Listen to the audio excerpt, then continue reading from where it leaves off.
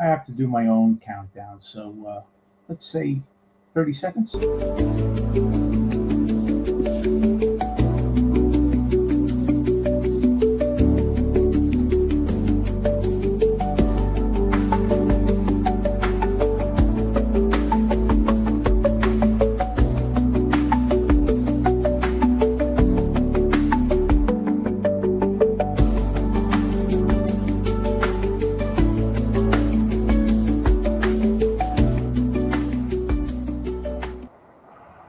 I toast coffee because I have nothing to prove anymore.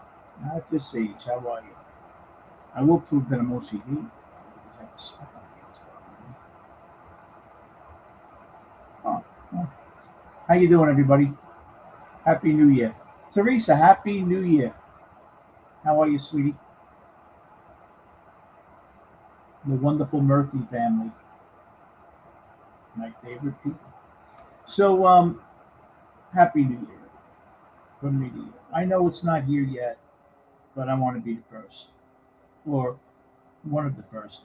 Emanuele. Buon anno. Happy New Year, my friend. Many more. And I'll tell you, this was a rough ride, 25.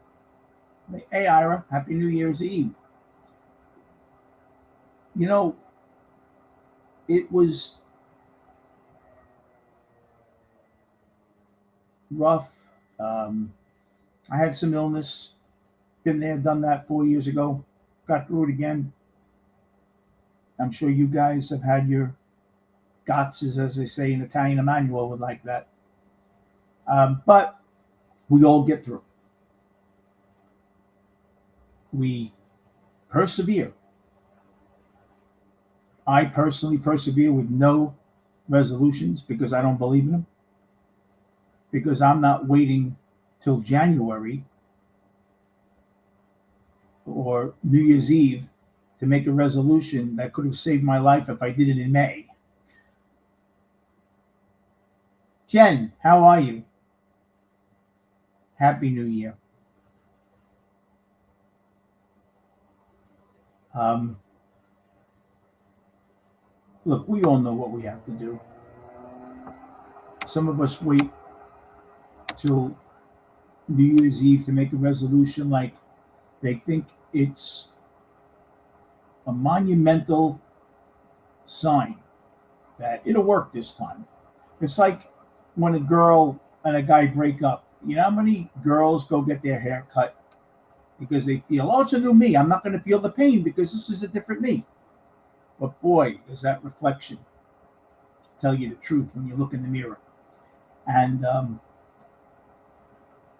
you can con yourself all you want.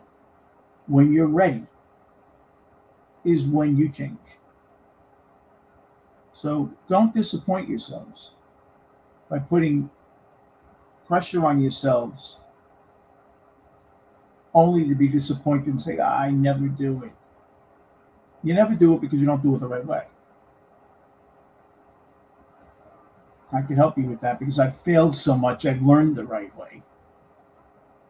But New Year's Eve, I had some monumental New Year's Eves. My band played once in the Hamptons. It was a good one.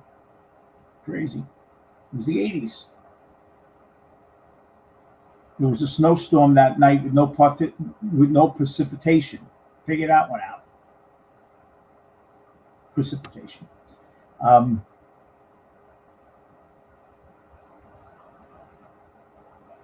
I went to some restaurants, a little lower key, but I always felt that the best New Year's Eve for me was doing whatever came naturally. David, Happy New Year. Are you glad this one's over? Well, I hope this new year is amazing for you. I truly do. And thank you for coming in. You know, we do what we have to do. El Padrino, nothing wrong with watching The Godfather. Nothing wrong with that. You're not going to come at you, Emmanuel. So we do what we have to do. I always wanted to go to Times Square. The closest I ever got was I worked Shout New Year's Eve in the 80s. And that was on 43rd and between 6th and Broadway. Nathan's was on the corner, so we were right there. And I know they had cages, and they set you up in cages, and you can't leave once you're in there. Tommy, Happy New Year. And it's just an incredible thing. It really is. I mean, I think once you leave that cage, you can't go back in. I guess you can leave it. I'm not exactly sure how they do it. And it always seemed that when I used to happen to watch it, it was raining. Remember Dick Clark? I remember when I was real young, my grandparents, because we'd go there when I was 8, doing coke in the bathroom when I was 8. No, I'm kidding. Although I did get into the a cold medicine contact. And I was sleeping and sleeping and sleeping. They couldn't wake me up. My grandmother sees the foil hidden in the bathroom. I took a bunch of contacts. I was young. Yeah. Ain't no band leader. But I remember Guy Lombardo. Remember the Guy Lombardo Orchestra? Imagine how you sit through that. Your New Year's resolution is just that New Year's Eve ends so you don't have to hear Guy Lombardo anymore. That was pretty scary. Guy Lombardo. I'll see if I can find it for you. I'm gonna put this up here for you.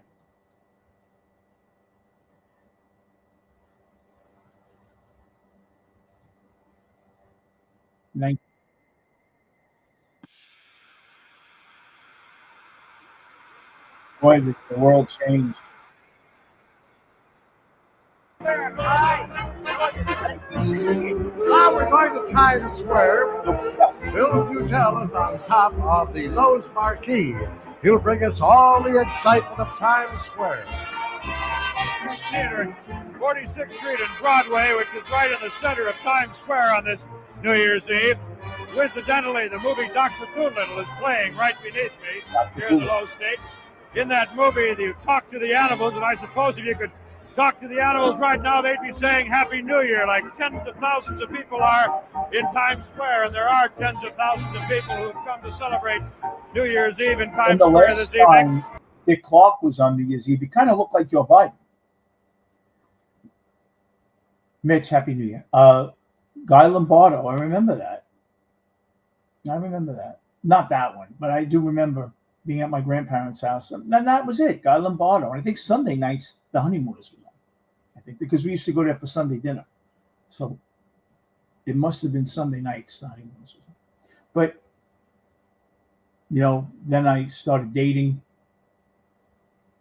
went out to some house parties, did the catering halls a couple of times. Always liked that, but the catering halls weren't worth it if you didn't go to group. I didn't want to be going to a catering hall alone, right? And sitting at a table with other. It's like if you have good cruise ship etiquette, where you're really good going on a cruise, and by the 4th day, everybody's best friends. But when you first get there for the first meal, no one knows each other. It's the same thing by New Year's Eve. It's a compacted, abridged version of a cruise. A cruise is 6 days where you're best friends on the 4th day. Well, by the 4th hour of New Year's Eve, we got to do this every New Year's Eve. When have we got in July? Everyone has everybody's phone number. No one calls anybody. It's kind of like a cruise ship New Year's Eve when you go to a catering hall. But I will tell you, it's fun. It's fun. I went to the catering halls. Russo's on the Bay over here is about $250 a person. They do a good job. I've gone to Russo's. Funny thing is, I went to Russo's on the Bay for a Sweet 16 a while back. Peter Gotti was very good friends with Joe Russo, and he was in the lobby. And I walked in with this leather jacket that I had from Wilson's House of Suede and Leather, and Peter Gotti. I like that jacket. Yeah, I remember that. That was around 1996 or 97. But That was a good place. Oh my God, Teresa, thank you. Thank you so much. Boy, Teresa, you get younger every time I see your picture. Thank you so much, sweetie. Penn and Teller hosted New Year's Eve. I saw Penn and Teller. Thank you, Teresa. I saw Penn and Teller in Vegas. They were fun. Yeah, they were really cool, Penn and Teller. What I liked about Penn and Teller was the little guy who would whisper in your ear. I went on the stage once. The guy that doesn't talk, well, he talks. He whispered in my ear to do something. I forget what it was. But it was cool. They were fun. The other guy's like 6'8" or something. He's tremendous. But they were really good. They were really good. Was it Penn Jillette? I saw him the meatpacking district. There was a club over there. And I saw him over there. Nice guy. But everyone's always breaking his chops to do something. But he was good. But I love that stuff. I really, that illusionist. I met Chris Angel. I saw Chris Angel, but I met him there. Chris Angel was a nice guy. He's Greek. I didn't know that. He had family in Astoria. But look, Christmas Eve, New Year's Eve, whatever Eve, Summer's Eve, if you're a woman, I had to do it. You do what you do, and you try to have fun with it, right? Because you're in charge of your own destiny. You can have a great time just hanging out doing nothing at home. Yeah, Emmanuel. I never saw them in Atlantic City, but yeah. I saw some good performances in Atlantic City. I remember I saw Tom Jones around 1995. Whenever that album Sex Bomb came out, he had come out with a new album. I saw him. I saw the Moody Blues. I saw Joan Rivers, 1991, at the Taj. My friend Alan was a casino host at the Taj, and I used to get a lot of stuff. I've seen a lot. I've probably seen 30 or 40 shows in the casinos, a lot in Vegas, Wayne Newton. I went to the New Year's Eve party in 85, I think it was. I don't remember. Well, Telly Savalas was sitting right next to me, David Brenner. Caesar's Palace, that was one of the most amazing. And then I went in 2013 to Caesar's here. And it was amazing. It really was. I have a picture over there. Yeah, this is. It was the nicest room that I've ever seen. You could see it a bit in the background. That was amazing. I had like 3 lobster tails. The guy kept on bringing them over. I tipped them at a ball. Yeah, Tom Jones was great live. No one wanted to hear his new stuff, though. But he was good. I've seen Toto in Atlantic City, and Yes, Culture Club, Squeeze. A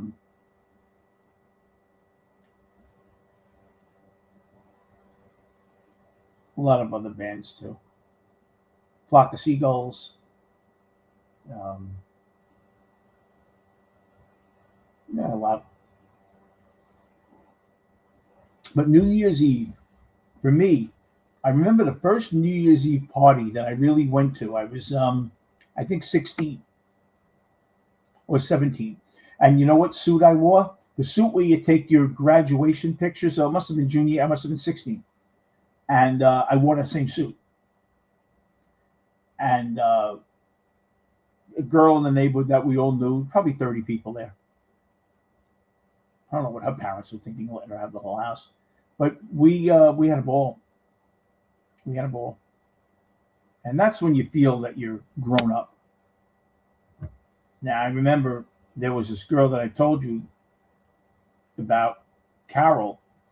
I loved this girl. When I was 14, 15, I'd sit by the phone waiting for her to call. Okay, I'm going to count to 10 and she'll call in 8, 9, 10. You know, moron I was. Then I see her about 4 years later. We had moved. I had moved.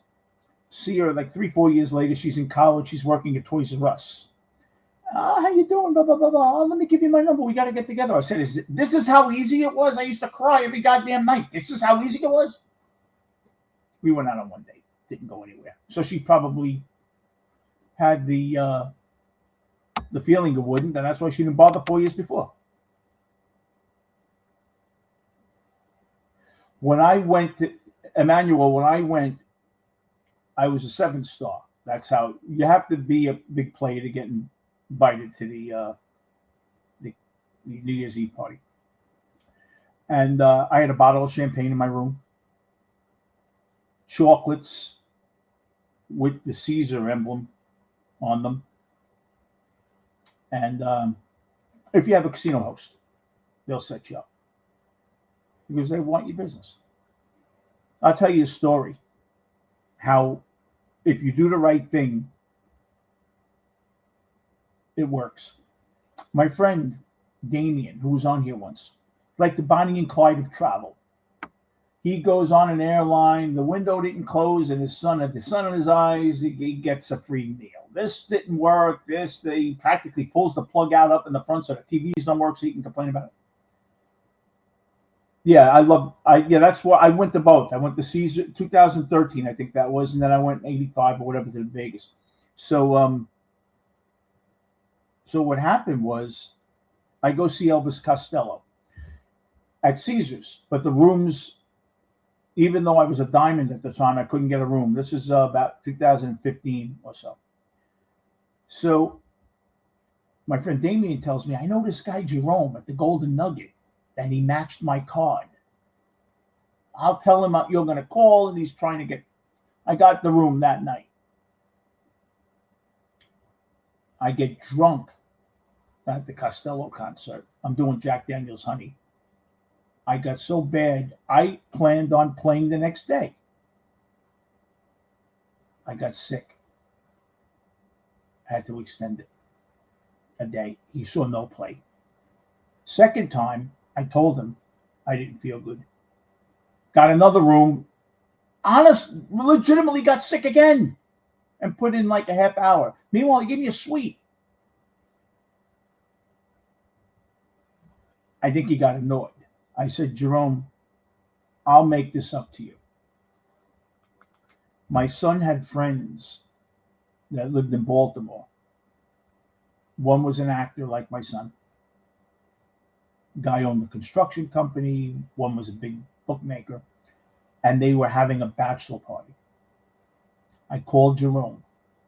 I said, I'm sending them to you. They're all going to call you. They're legitimate players. Oh, all right, Ben. They lost like $35,000 in 8 hours. He thanked me. I can get a room anytime I want at the Golden Nugget. Now, he moved to Hard Rock, and I'm a diamond. I just qualified. I had to go the other night. I was 900 points. It was a 5-time multiplier, Emmanuel. I was 900 points shy of being a diamond for this year. This was the second year it was going to expire. You keep your diamond for 2 years, but your points go down. So if you first qualified for a diamond this year, was your first time, next January, you'd still be a diamond for that next year. Your tier points just leave. Then if you don't requalify, you can't get it. This was the second year. I was going to get it. 5-time multiplier. I went down, and I got it. Jerome called me. Well, he was friends with me on Facebook. He called me to tell me he was leaving to go to the Hard Rock. Hard Rock's not built yet in Vegas, but come over, I'll give you a top card. So they're giving me a top tier Hard Rock card because I did that for him that time. Because he probably feels now I'll send players in. This guy was a big bookmaker. He's playing 500 with 1,000 behind the line. You know, I know some people that have actually some money. I don't, but they do. So if you do right by people. So the bottom line is called me and asked me if I wanted to come to the Hard Rocks New Year's Eve party tonight. 3 days notice. He just said, Vin, listen, I know I'm hitting you, but you're welcome to come. I'll put guest list for you. And I'll give you a room. Fucking room's $1,000 tonight. Well, I couldn't go. But I like the way they treat you. Now, they treat you like that. Generally speaking, the better they treat you, the more of a loser you are. But it's fun. And, you know, I whip it out like, well, don't get excited here. But like James Bond, Walter PPK, like I whip out my diamond. And I love it. I don't have to wait on lines. Go to the pool in the summer. It's 3,000 people waiting for the pool at 9 o'clock in the morning. There's 2 people out here on the diamond line. I know, Emmanuel, I couldn't. I have a senior dog now that is really not doing well. And my son's flying out to go to the Ranger game for Friday, the outside game at the Lone Depot Park in Florida. So I'm here with him. But, yeah, well, I was just in Atlantic City the other night. I was there Saturday night I went to requalify. I drove all night. I got there at about 9 o'clock at night, played and got home 5 o'clock in the morning. I had a room, had a nice room. I'll show you the room they gave me. I still get a nice room there. This was the other night.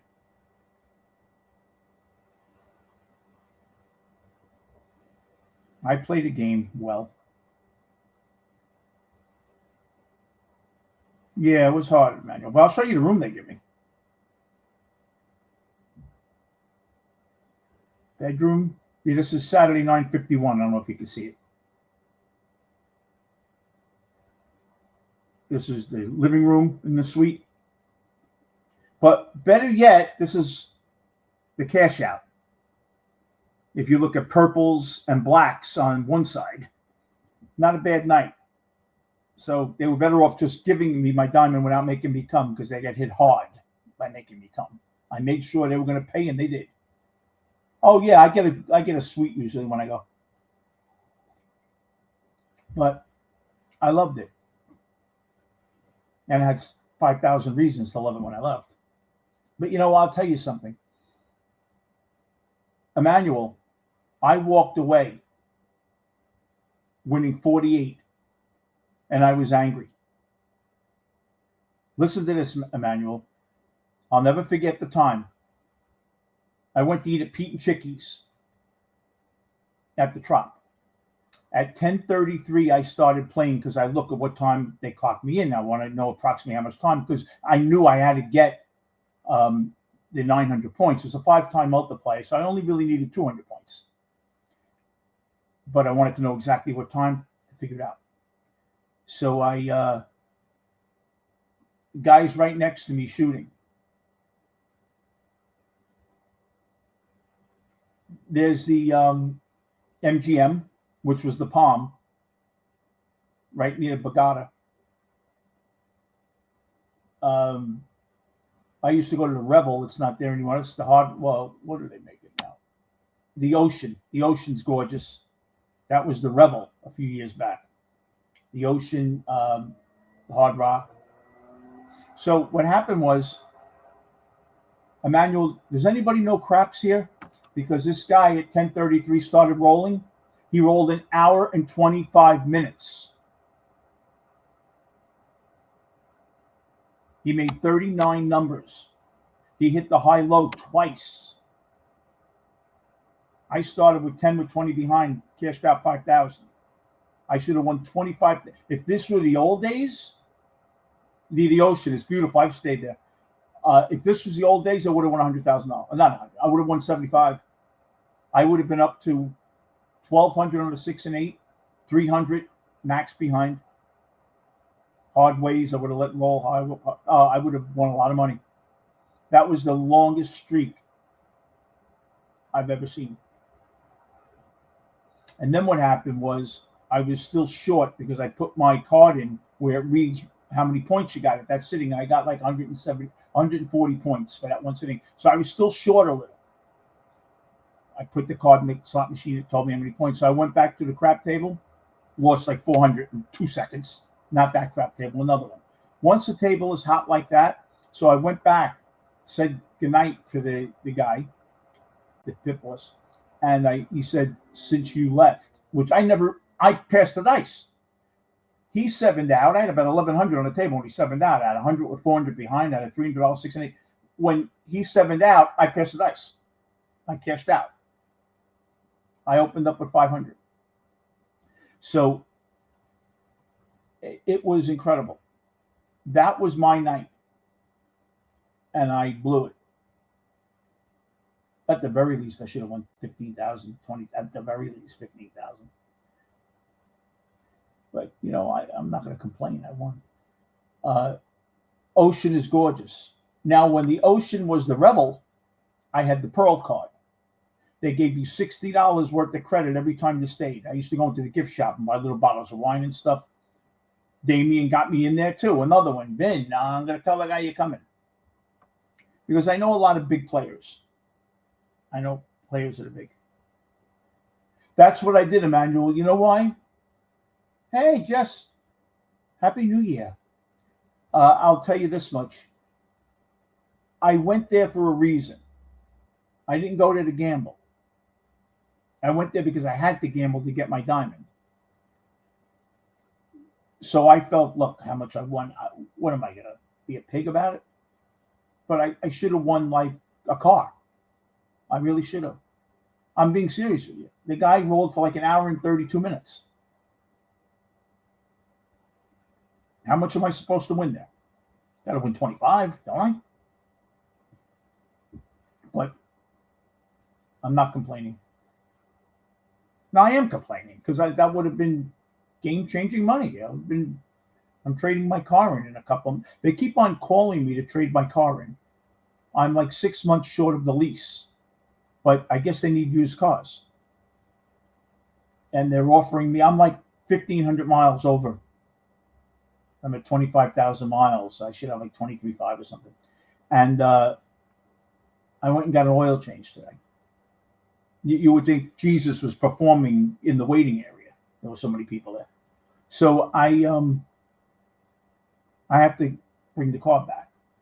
I could have just bought this car out, which I wouldn't have kept the car anyway, because I'm going to go looking in about a month. But the thing is, if I don't know if I have to take another car from them, if they're offering me this, no early termination and all that. I don't want another Nissan. It's an Altima. It's loaded. It's nice. But, I was going to look at the Lexus truck or the BMW. I think I'm going to get a truck. Not a truck. Yeah, SUV. The last SUV I had was Ford Explorer.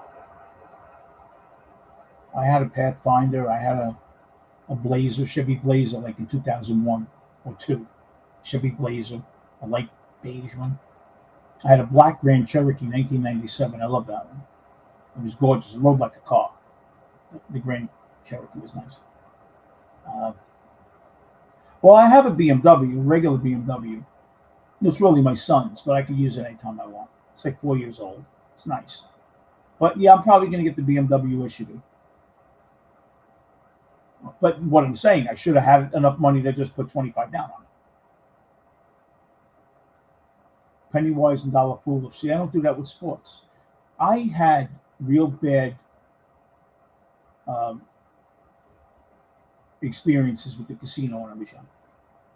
And I think deep down, I swear to you, on my son, I could bet 500 win a place on a horse like it's nothing. I bet 500 win a place on a 20-1 horse.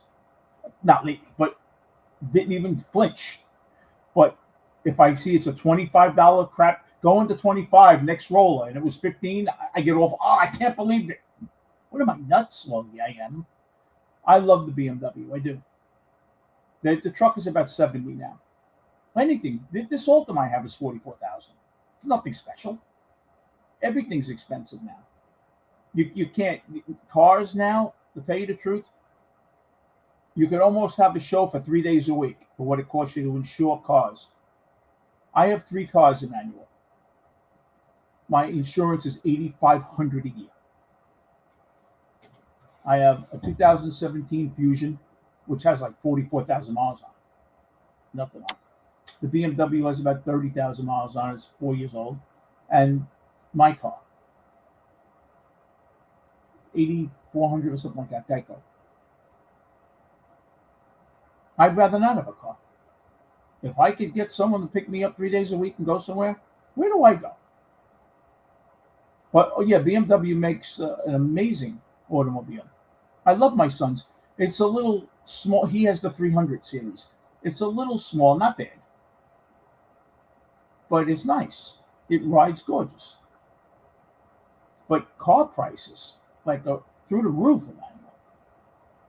I happened to be near, I forgot where I went. I had to go I forget where I went. But there was a used car. Oh, I was on First Pond Road. I met my friend at Dunkin' Donuts. My friend used to own a bar over there. So we met. And there's an outside, the used cars, in the outside of the lot. Used car lot, not new. And I see cars that are 8 years old, 19,000, 23,000. Fucking nuts. The suspension, yes, is amazing. The rack pinion steering is amazing. Yeah, I love the BMW. It has It has the sports car mode.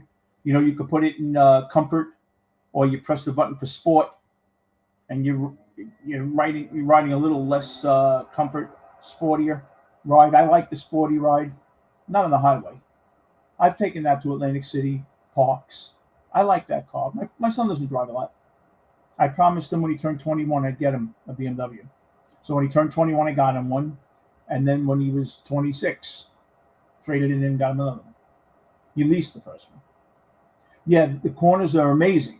And you can make like a turn, like make a U. Oh my God. Like you see the difference because of the wheels are amazing. Yeah, I love the BMW. It's real nice, but it's expensive. I blew a front light. Emmanuel, the headlamp? Guess how much the headlamp is for a BMW? With installation at BMW. Take a guess. Yeah, the special halogens. You don't have to guess. $700. I replaced my son's light a couple of years back. $700.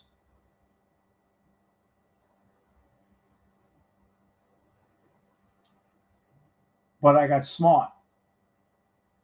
BMW charges you like $225 to put it in. I bought it from the parts department, brought it to my mechanic. They have to take off the whole. Oh, it's unbelievable. You have to.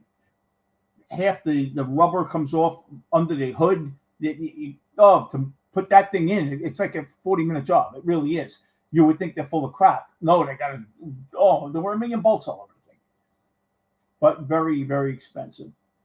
I have to tune it up, 375, 400. I got to bring it in actually.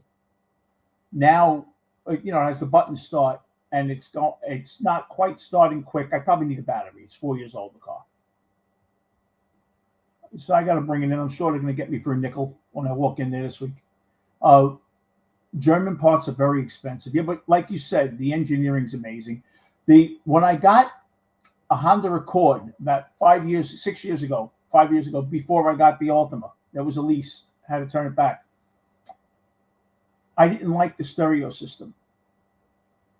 And I brought it in to a guy, and I said, my BMW sounds much better because your BMW has its own amp.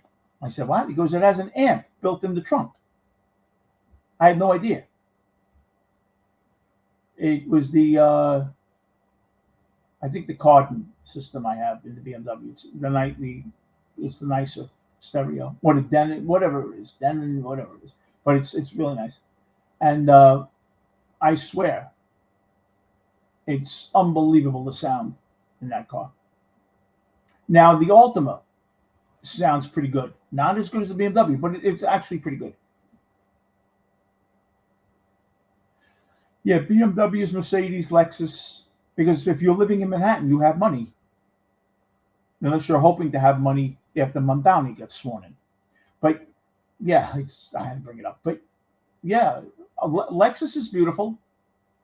I'm going to look at the BMW. My friend Paul had a Mercedes. I took it for a while. I didn't like it. I rode in it. It rode like the BMW, the small Mercedes. I'm going to look at the Lexus, but now it's going to be a truck. You know, the funny thing is, you know, I have my lower back. I have ruptured disc and shit. When I was heavier, I've lost like 36 pounds. When I was heavier, things hurt more. Now, you know how many times I've gotten into the BMW and bumped my head on the side? Because, you know, you got to like swing in there, you know. Cracked my head like 5 different times. You misjudge it. It's low. You need a lot of money to live in Manhattan. I was going to live in the Village with a girlfriend in 1983. The apartment was $925. It was right around from the Arch, Washington Square. That would be $7,000 now, probably. I remember when we lived in a nice building, my parents, in 1970. It was 3 bedrooms, 2 baths, one in my parents' master bedroom. That was a shower, not a bathtub. And then the other bathroom was nice. Probably 1,800 square feet. It was $340 a month. It's like $3,100 now. Because I went by there and took a picture. And I happened to see the super because I wanted to go see my old apartment. Just the door and everything, going like an idiot. And I asked, you know, how much do they go for now?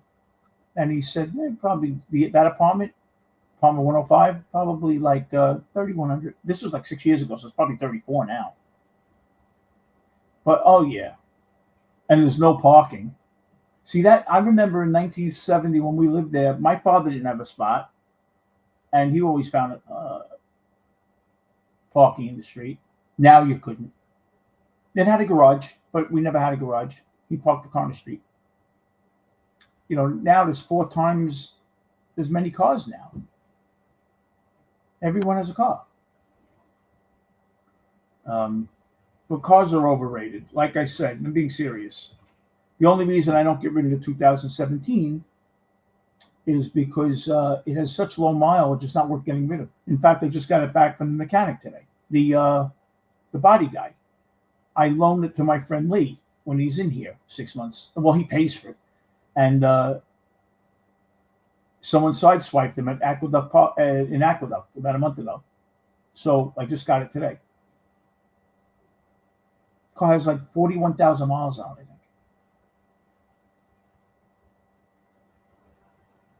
I think. Mint car. Silver. Ford Fusion. I tell you, the Ford Fusion blows the Altima away ride-wise, and the Honda Accord. Blows it away. They don't make them anymore. And the sound system in the Fusion was amazing.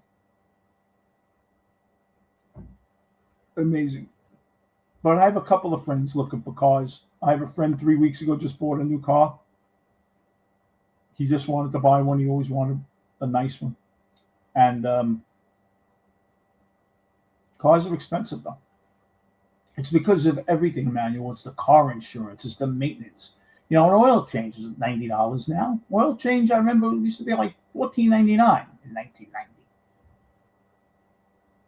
You know, it's like 7 times what it was, 6 times. You know, a tire with a rims, $350, $400. My rims on my car, and the Altima is not an ultra luxurious car. The rims are $325. The best thing I ever did, I have the tire package. I've had 2 bubbles already replaced, and I found another third one. For nothing. Those tires are $275. That was the best thing I ever got. If you live in Manhattan or Queens or Brooklyn, I don't know. It's probably a couple $100 over the lease. You get the tire package. The tire package covers the rim. That's probably more. That's probably like $800 for the 3 years, but it covers the rim. You hit a pothole here, rim's $350. And if you keep on putting everything through your car insurance, I'm fortunate. I don't pay the deductible. I know a guy that owns a place, but it's expensive. It's expensive. To have a car nowadays, you're damned if you do and you're damned if you don't. If you have an older car, you don't have the nut every month. But an older car, something's going to go on it. You have a car with 140,000 miles, a fuel pump is $800. It's not like it used to be. Everything's expensive. And if you get a newer car where it's under warranty, it's costing you a fortune for a car payment. And you have to have full coverage on it, so your car insurance is more. So you have to be very advantageous with money. You really have to invest more now than any other time. It used to be okay to have money under your mattress, even when interest rates were 14%. So you missed out on some money. Now you have to make your money earn for you, just to keep up. You really do. It's just incredible. The nut every month. And the month comes along real fast. You have to invest. Index funds, stuff like that. I have Fidelity, and this year I made about 13.5%. I was a stockbroker, so I know what to do. But and 14%. And you have to. The only way you make any money. Yeah, I've been retired since 2007, and it's hard to keep up. I'm being serious. I don't have an extravagant lifestyle, but it's just hard. It's hard to keep up. You always feel like you're one catastrophe away from bankruptcy. Now, I'm embellishing, but you know what I mean.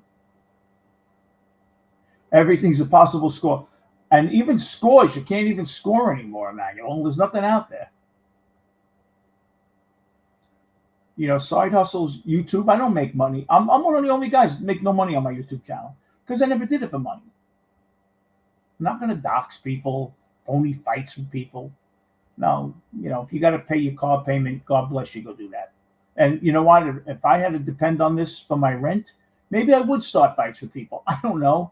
I'd have to survive, right? But fortunately, the good Lord, I hate saying that. I sound like an idiot, but you know what I mean, has really helped me. I've been blessed. And a shout out to Robert Finaro. Rob's a friend of mine. You know him from The Sopranos. He put me on. He's a very spiritual guy. And he put me on to this pastor who I've been listening to. And my brother-in-law passed last week. And I was just going through a hard time in general. Nothing that 6 feet of rope from Home Depot wouldn't cure, but you know what I mean. And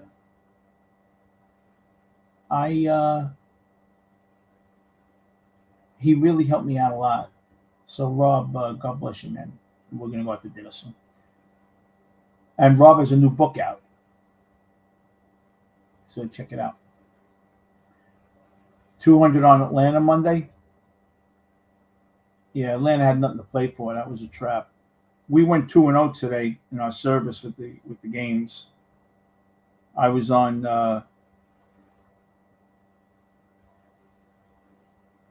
I gave everyone my best bet, which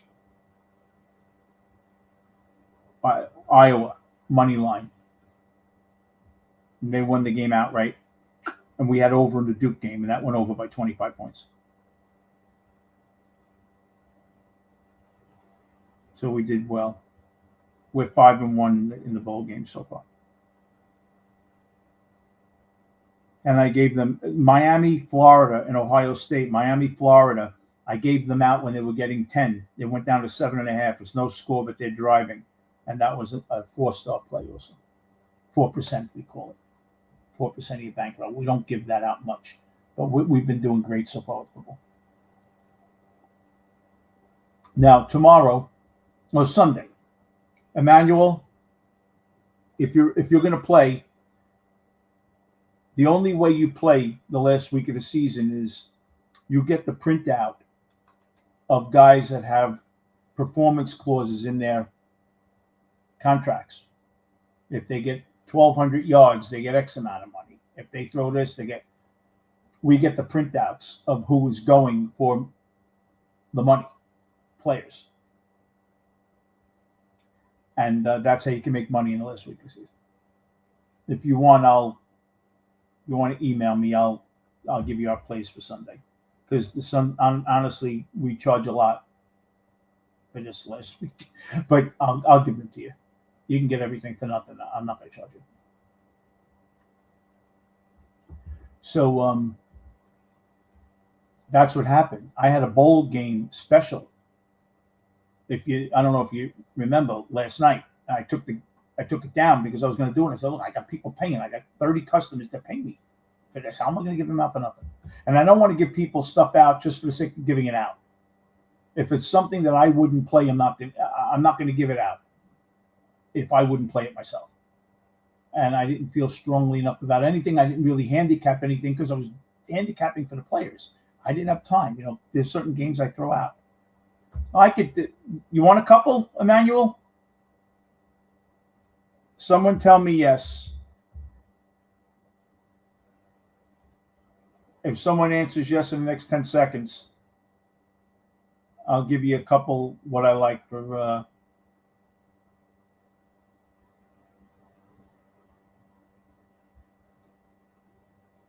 Emmanuel, you want some for Sunday that I like?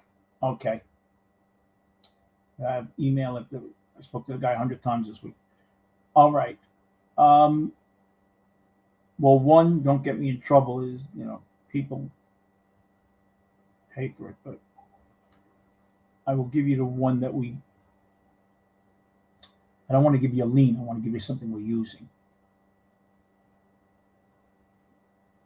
Let me see.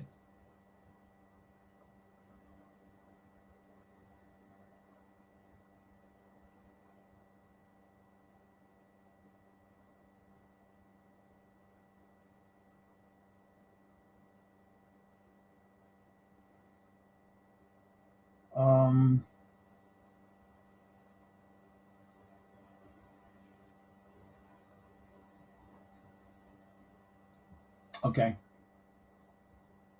It'll be popular. You could watch it. Buffalo win that game by 3 touchdowns. What are they laying? 6 or 7? Something.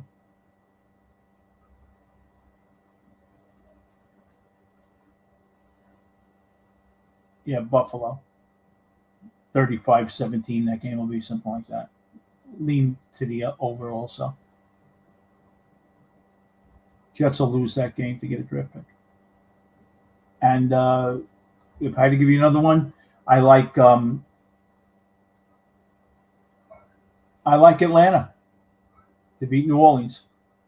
They're laying a field goal. They'll win that by a touchdown.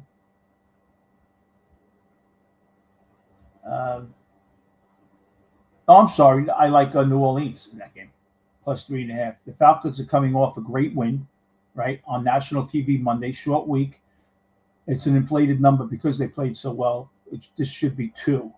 They're making you lay 3.5 because of their good showing. Their passing hasn't been great during this winning streak, really. Drake London isn't 100%, nowhere near it. 24-10, I think 24-10 or 28-10, something like that. The last time they played, the Saints had the ball within the 20, I think 5 times, and had to settle for like 3 or 4 field goals. the Saints should have put up 35 points in that game.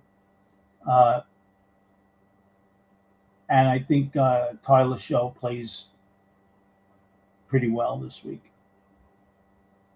And I would probably go under his passing yards to 39.5. I don't think you'll see more than 210, 215 there.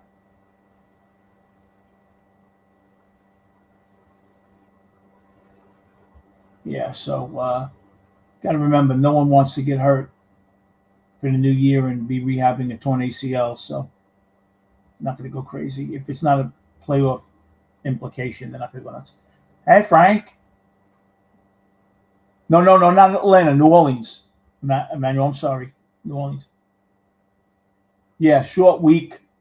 The line's inflated because Atlanta played so well. That line would have been 1.5 if Atlanta didn't play Monday. Yeah, guaranteed good weather. But Happy New Year to Frank. Frank, I hope you have a better year with health this year. I hope we all do, but Frank has had a very rough year in and out of the hospital. They have frequent flyer written on his chart. It's terrible. Terrible. But everyone, Joe, Buffalo isn't going to suck this week. I think they'll put minimum 35 up. I could see Buffalo winning this game 35-13, 42-17. I would bet the team total over. He has something to prove. And he has a clause in the contract. I would I would play